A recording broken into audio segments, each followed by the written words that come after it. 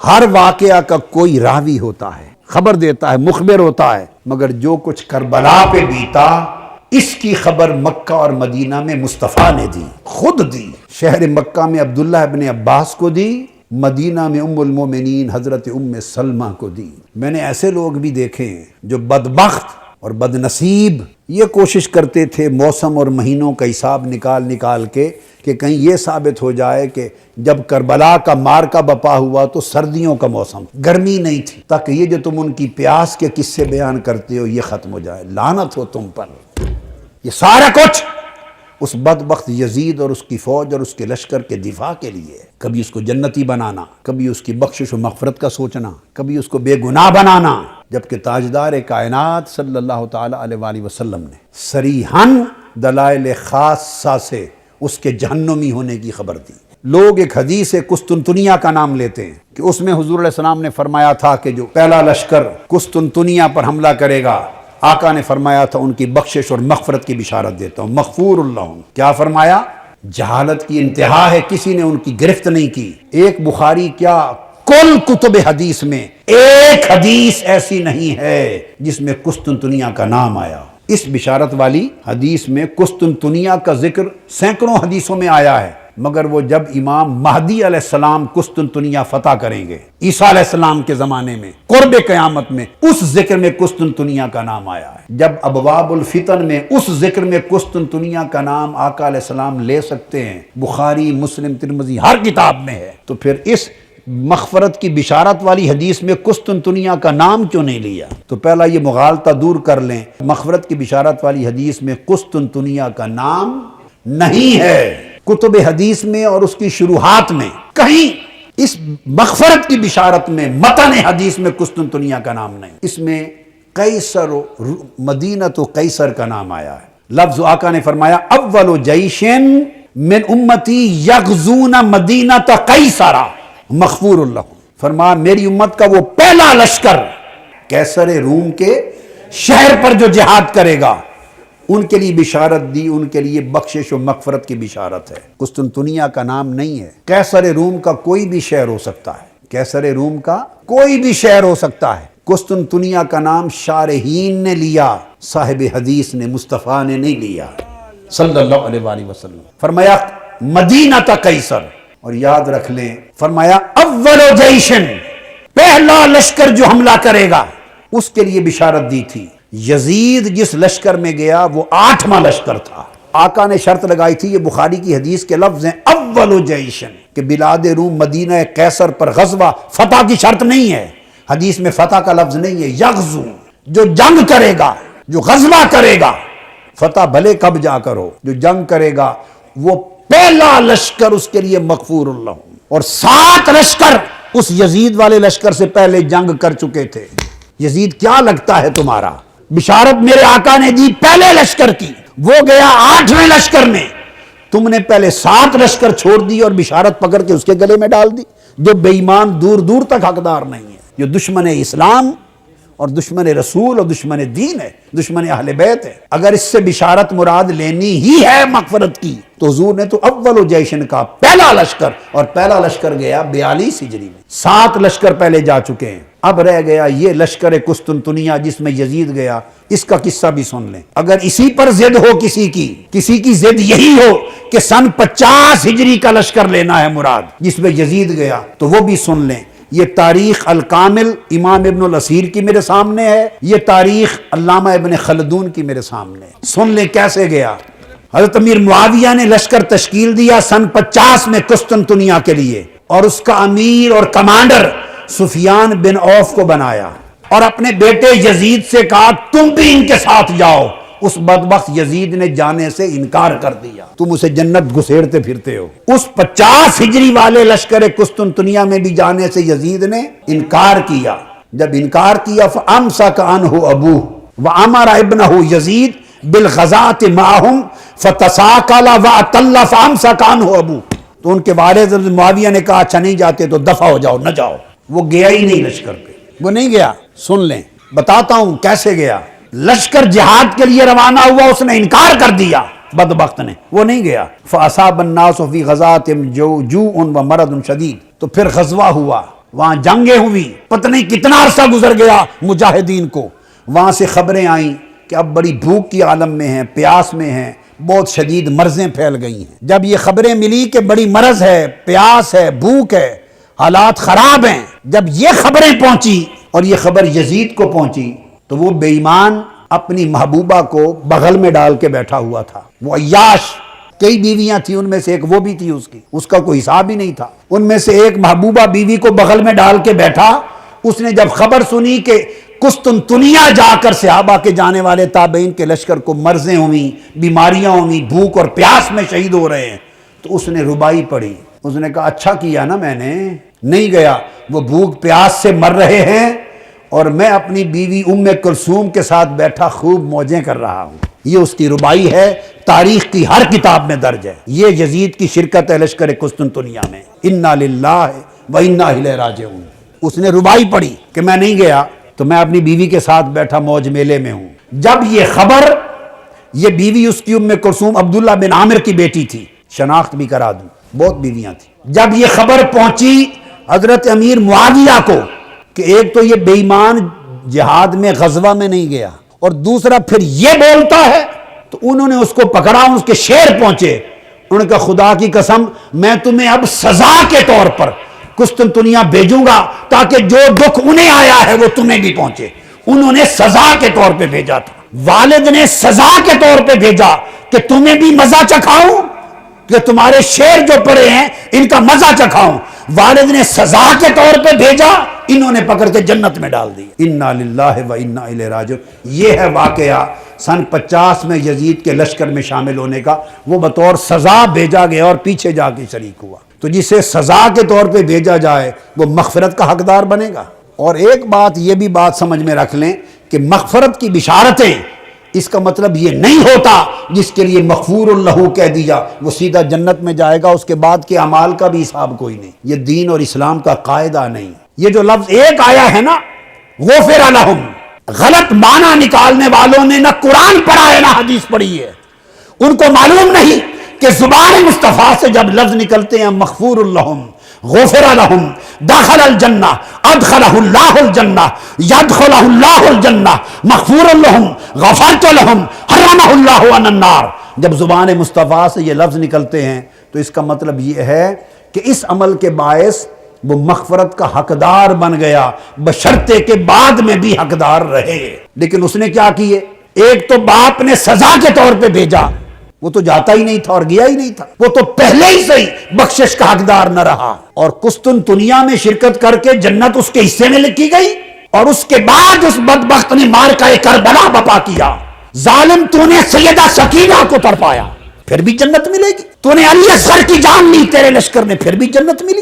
علی اکبر سینا، پھر جنت ملی۔ 72 لاشیں مصطفیٰ کے تڑپائے، پھر جنت ملی۔ نیزے پر حسین کے اور شہداء کربلا کے سر سفر کر کے گئے، پھر بھی جنت ملی۔ تو نے دمشق کے دربار میں اپنی چھڑی حسین کے لبوں پر ماری اور کہا میں نے بدر والوں لوگوں کا بدلہ لے لیا، پھر بھی جنت رہی۔ اور مارکہ کربلا کے بعد جب اہل مدینہ نے یزید کی بیعت توڑ دی، کل کتب حدیث، سیر اور تاریخ میں درج ہے، تو اس نے مدینہ پر حملہ کیا، 10,000 اہل مدینہ شہید کرائے، 700 جلیل القدر صحابی شہید کرائے۔ یزید کے لشکر نے حضرت ابو سعید خدری نابینا ہو گئے تھے، ان کی داڑھی پکڑ کے تھپڑ مارے، مسجد نبوی میں اذان معطل کر دی، اقامت معطل کر دی، نماز معطل کر دی۔ 3 دن مصطفیٰ کے مزار پر اذان نہیں ہوئی، مسجد نبوی میں اذان نہیں ہوئی۔ اور ہر کتاب میں، البدایہ والنہایہ میں، تاریخ طبری میں، تاریخ الخلفاء میں، ابن اسیر میں، تاریخ خلدون میں، تاریخ ذہبی میں، ہر سیرت کی اور تاریخ کی کتاب میں درج ہے۔ لشکر بھیجتے ہوئے یزید نے کہا میں تم پر مدینہ شہر 3 دن کے لیے حلال کرتا ہوں، جو چاہو کرنا۔ پھر بھی جنت رہی۔ کون سی جنت ہے تمہاری؟ مذاق ہے۔ اگر تو جنت مصطفیٰ کی ہے اور بانٹنے والے اس کے حسن اور حسین ہیں اور فاطمۃ الزہرا ہے، پھر اس جنت کی بات کرتے ہو۔ جس نے 3 دن روضہ رسول پر خچر باندھے، یزید کی فوج نے اونٹ باندھے، 3 دن حضور کی مسجد نبوی میں اذان نہ ہوئی، حضرت سعید بن مسیب رضی اللہ تعالیٰ عنہ دوڑ کے گھر نہ جا سکے، فوجی گھس آئے اندر، وہ منبر کے نیچے چھپ گئے۔ حضرت سعید بن مسیب تابعی وہ کہتے ہیں خدا کی قسم 3 دن تک حضور کی قبر انور کے پاس میں چھپا رہا، کیونکہ اذانیں تو ہوتی نہیں تھی، نماز بند تھی، خچر گھوڑے باندھ دیے تھے، تو نماز کے وقت کا مجھے پتہ چلتا تھا، قبر مصطفیٰ سے اذان کی آواز آتی تھی۔ اس نے ادھر مارکہ کربلا بپا کیا اور تاجدار کائنات کو تڑپایا، ادھر شہر مدینہ میں خون عام کیا اور حضور کی قبر انور اور مسجد نبوی کو ویران کیا، اور پھر اس کے بعد اس نے لشکر بدلا اور مکہ پر حملہ کیا، مکہ پر، اور منجنیق کے ذریعے پتھروں سے بارش کی اور خانہ کعبہ کا غلاف اور خانہ کعبہ کی چھت اور کعبہ جلا دیا۔ ادھر کعبہ جل رہا تھا، ادھر یزید مسلسل اپنے احکام بھیج رہا تھا، تو احراق کعبہ کے دوران اسے قولنج کا درد ہوا، 3 دن تڑپا اور واصل جہنم ہو گیا، کعبہ جلانے کے عمل کے دوران مر گیا۔ اس کو تو توبہ بھی نصیب نہیں ہوئی، کرتا بھی تو قبول نہ تھی۔ یہ اس کے کارنامے ہیں۔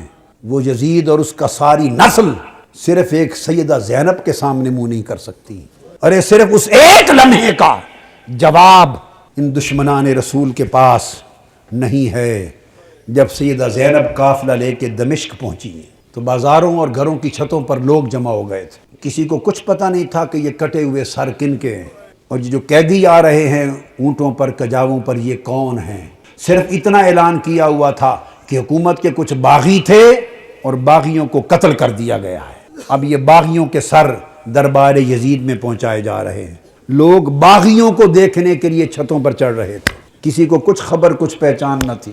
ہجوم ہو گیا، قافلہ رک گیا بازار دمشق میں۔ آج وہ بازار سوق حمیدیہ کہلاتا ہے، چھتا ہوا ہے آج بازار دمشق کا۔ وہ روٹ تھا جہاں سے وہ مسجد اموی جو ہے اس طرف دربار یزید کی طرف مڑ کے قافلہ جانا تھا۔ بھیڑ ہو گئی، قافلہ رک گیا، بھوک تھی، پیاس تھی، پریشان حالی تھی، تو چھتوں پہ جو لوگ چڑھ گئے تھے ان میں ایک خاتون بھی چڑھ گئی تھی، بوڑھی۔ اس خاتون نے دیکھا قیدی ہیں، مسافر ہیں، پریشان حال ہیں، اس نے پانی بھیجا، کچھ کھانے کی چیزیں بھیجیں، کچھ کپڑے بھیجے، دوپٹے بھیجے، ضرورت کا سامان بھیجا۔ سیدہ زینب نے سارا کچھ دیکھ کر اس خاتون کو بلوایا۔ جب وہ قریب آئی تو فرمایا کہ بی بی تو نے ہمارے ساتھ بڑی نیکی کی ہے، کوفہ سے لے کے دمشق تک کسی نے ہمیں پوچھا تک نہیں، کسی نے ہمارے حال کی خبر نہیں لی، تم کون ہو اور ہمیں کیا سمجھ کے ہم سے اتنی بھلائی کی؟ اس نے کہا میں اور تو کچھ نہیں، میں اپنی اوائل چھوٹی عمر میں مدینہ رہتی تھی اور حضرت سیدہ فاطمہ الزہرا کی خادمہ تھی، پھر جب ان کا وصال ہو گیا تو مدینہ چھوڑ کے دمشق آ گئی، پھر وہاں نہیں رہی، تو تم نے اتنی نیکی کی ہمارے ساتھ کیا سمجھ کے؟ اس نے کہا مجھے اور تو کچھ معلوم نہیں۔ تو جب آخری وقت تھا حضور سیدہ کائنات کا تو میں نے عرض کیا بی بی مجھے کوئی وصیت کر دیں، وصیت کی عمر بھر عمل کروں۔ تو انہوں نے مجھے، جانتی تھی کہ میں دمشق سے ہوں، انہوں نے مجھے وصیت کی تھی، فرمایا تھا بیٹا ایک ہی وصیت ہے، کبھی قیدی نظر آئیں تو ان سے اچھا سلوک کرنا، زندگی میں کبھی قیدی نظر آئیں تو ان سے اچھا سلوک کرنا۔ میں نے تو دیکھا ہے قیدی ہیں اور مجھے ان کی وصیت یاد آئی ہے، زندگی میں پہلی مرتبہ موقع ملا ہے تو میں نے سیدہ فاطمہ الزہرا کی، اپنی مخدومہ کی، میں نے نصیحت پہ عمل کر کے قیدی جان کے تو یہ سارا کچھ کیا ہے۔ سیدہ زینب رضی اللہ تعالی عنہ اور سلام اللہ علیہ فرمانے لگی اللہ تیرا بھلا کرے، تجھے اجر دے، بتا تو نے ہم سے اتنی نیکی کی، بھلائی کی، ہم تیرے لیے کیا دعا کریں، کیا صلہ دیں؟ ہم تو اس وقت خود مسافر ہیں، قیدی ہیں، لٹے ہیں، مظلوم ہیں، بے یار و مددگار ہیں، ہم تیرے لیے کیا دعا کر سکتے ہیں؟ اس نے کہا بی بی میری ایک ہی آرزو ہے عمر بھر کی، وہ دعا کر دیں۔ پوچھا کیا آرزو ہے؟ اس نے کہا جب میں وہاں سے چلی تھی تو سیدہ فاطمہ الزہرا رضی اللہ تعالیٰ عنہا کے چھوٹے چھوٹے شہزادے تھے، حسن حسین اور بی بی زینب، چھوٹے معصوم بچے تھے، اب زمانہ گزر گیا، میری اس وقت سے آرزو ہے کہ کبھی مجھے حسین اور زینب کی زیارت ہو جائے، دعا کر دے کہ مجھے ان کی زیارت نصیب ہو۔ بی بی زینب نے فرمایا تیری دعا قبول ہو گئی، میں زینب ہوں جو قیدی ہوں اور جس کا سر کٹا نیزے پر دیکھ رہے ہو یہ حسین ہے۔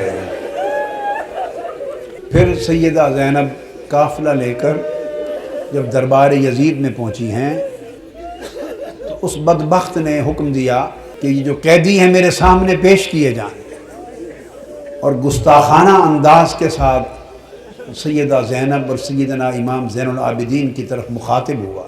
آپ کے ساتھ وہ ضعیفہ مائی تھی جو سیدہ کائنات سیدہ فاطمہ الزہرا رضی اللہ تعالی عنہا کی خادمہ تھی، اور جنہوں نے اپنی گود میں حسن حسین اور زینب کو پالا تھا۔ ان کا نام تھا فضہ۔ ان حضرت فضہ کا مزار آج بھی دمشق کے قبرستان مقبرہ باب الصغیر میں ہے، اہل بیت اطہار کے ساتھ ہی۔ وہ ضعیف تھی، ضعیف، اس وقت بوڑھی بڑھاپے کی وجہ سے جھک گئی تھی، کمر سیدھی نہیں ہوتی تھی۔ وہ کھڑی ہو گئی جوش میں کھڑی ہو گئی اور فرمانے لگی، بدبخت یزید، تم جن کو باندیاں کہہ رہا ہے، یہ قیدی باندیاں پیش کی جائیں، خبردار، یہ دنیا اور آخرت اور کل کائنات کی مالک و وارث ہیں، تاجدار کائنات کی شہزادیاں ہیں، تمیز سے بات کر۔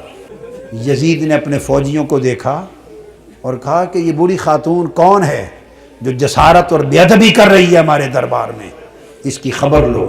اس کے فوجی اٹھے، انہوں نے تلوار لہرائی، ڈرانے دھمکانے کے لیے بی بی فضہ رضی اللہ تعالی عنہا کو۔ بس اتنا عمل کرنے کی دیر تھی کہ خود یزید کے فوجیوں میں درجنوں سینکڑوں فوجی حبشہ کے رہنے والے تھے، اور بی بی فضہ بھی حبشہ سے تھی۔ یزید کی اپنی فوج کے حبشی جوان، یک لخت 20 حبشی جوان تلواریں میان سے نکال کے کھڑے ہو گئے۔ ان کی جو قومی غیرت تھی اور وطن کی حمیت تھی، اس نے جوش مارا۔ اس نے کہا، خبردار، یہ ہمارے وطن کی ماں ہے، حبشہ کی ماں ہے، اگر کسی نے اس کی طرف ہاتھ بڑھایا تو تلواروں سے گردنیں کاٹ دیں گے۔